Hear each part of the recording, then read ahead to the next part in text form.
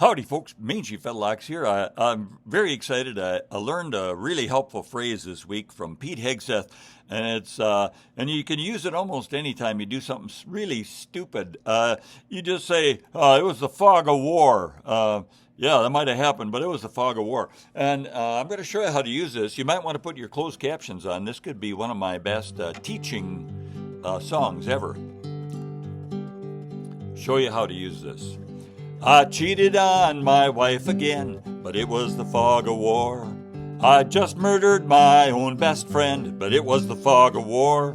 Got caught embezzling from my boss, but it was the fog of war. On my front lawn I burned a cross, but it was the fog of war. See how handy that is? And it's so easy to use. I beat my children every night, but it was the fog of war.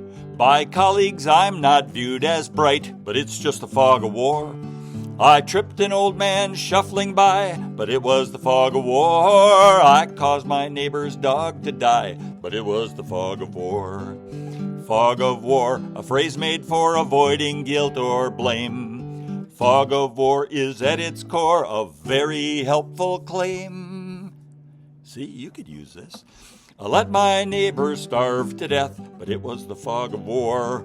Showed up at work with bourbon breath, but it was the fog of war. I acted like a blood-crazed twit. I made our nation look like shit, but I won't shoulder blame for it, 'cause it was the fog of war. It was the fog of war. Wasn't me, it was the fog of war.